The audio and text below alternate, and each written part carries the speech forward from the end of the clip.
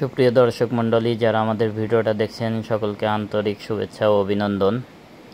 যারা আমাদের চ্যানেলে নতুন, যারা আমাদের ভিডিওটা নিত্য নতুন ভিডিও পেতে চান, অবশ্যই আমাদের চ্যানেলটি সাবস্ক্রাইব করবেন।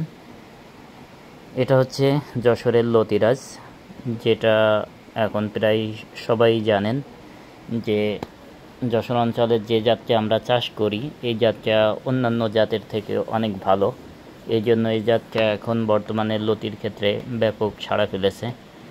এই যে দেখুন আমাদের যে গাছগুলো 2.5 মাস বয়স, এই গাছের দেখুন গাছে কি পরিমাণ ফলন আসছে। এই জন্য আপনাদেরকে বলবো যে জাত ভালো হলে অবশ্যই ফল ভালো হবে। এই জন্য আপনারা যে কোনো চাষ করুন না কেন, আপনারা সর্বোচ্চ জাতটা ভালো জাতটা চাষ করার চেষ্টা করবেন। আপনারা লাউ করুন, পেঁপে করুন, কুমড়া করুন, যে কোনো ফসল করুন না কেন, আপনারা ভালো জাতের বীজ সংগ্রহ করবেন, তাহলে দেখবেন যে আপনারা ভালো ফসল পাচ্ছেন। তেমনিভাবে লতি কচুরে যে বীজ সংগ্রহ করতে হয়, যে চারাগুলো সংগ্রহ করতে হয়, সেটা যদি আপনি ভালো জাতটা নির্বাচন করুন, ভালো জাতটা যদি আপনি বাছাই করুন, সেক্ষেত্রে আপনি যশোরে এই লতিরাজটা করতে পারেন। এই যে দেখুন আমাদের জমিতে কি পরিমাণ লতি আসছে, কারণ এগুলো ভাই এমনিতেই হয় না যে আপনি সার ওষুধ দিবেন আর লতি হবে, তা না। এটা হচ্ছে জাতের একটা গুণাগুণ আছে। এই জন্য আপনি যদি ভালো জাতটা চিনে নিতে পারেন, তাহলে অবশ্যই আপনার জমিতে আপনি সার ওষুধ কম বেশি যাই করুন না কেন, আপনার হয়তো 100% না পেলেও 90% ফলন আপনি পাবেনই, যদি জাত ভালো হয়। আর যদি জাত আপনার ভালো না হয়, তাহলে আপনি 100% সার মেডিসিন দিয়েও আপনি কিন্তু 50% ফলন পাবেন না, কারণ আপনি জাতে মেরে খেয়ে গেছেন। এই জন্য আপনারা যেখান থেকেই চারা নেন না কেন, অবশ্যই জাত দেখে তারপরে আপনারা জেনে বুঝে তারপরে চারা নেবেন। এটা হচ্ছে যশোরের লতিরাজ বাড়িয়ান। আমাদের কাছে পর্যাপ্ত চারা আছে।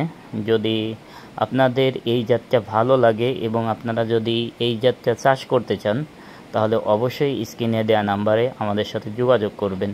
ইনশাল্লাহ আপনাদেরকে এই জাতটাই দেওয়া হবে। এবং আপনারা যদি একটু কষ্ট করেন, আপনারা যদি একটু পরিচর্যা করেন আপনাদের জমিতে, ঠিক এরকমই ফলন হবে ইনশাল্লাহ। আপনারা যদি আমাদের থেকে আর একটু বেশি কষ্ট করেন, তা আমার এর থেকেও ভালো হবে আমি বলছি।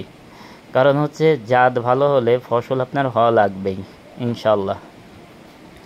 এই জন্য যারা নিয়ত করছেন যে আমরা লতি কচু চাষ করব, তারা করতে পারেন। কারণ লতি কচু হচ্ছে এমন একটা ফসল যেটা আপনি বছরে একবার রোপণ করবেন আর 10 মাস ফলন পাবেন।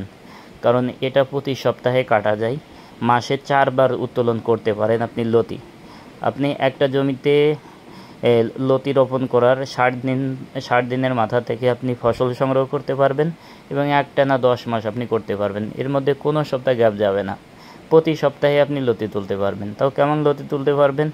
আপনি যদি 33% 1 বিঘা জমি লতি করেন, আপনি সর্বনিম্ন 8 মণ লতি তুলতে পারবেন প্রতি সপ্তাহে।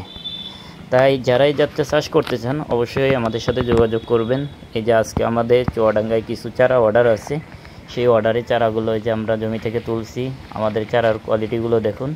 এই যে প্রতিটা চারার গোড়াই লতি, কারণ এটাই হচ্ছে লতিরাজের বৈশিষ্ট্য।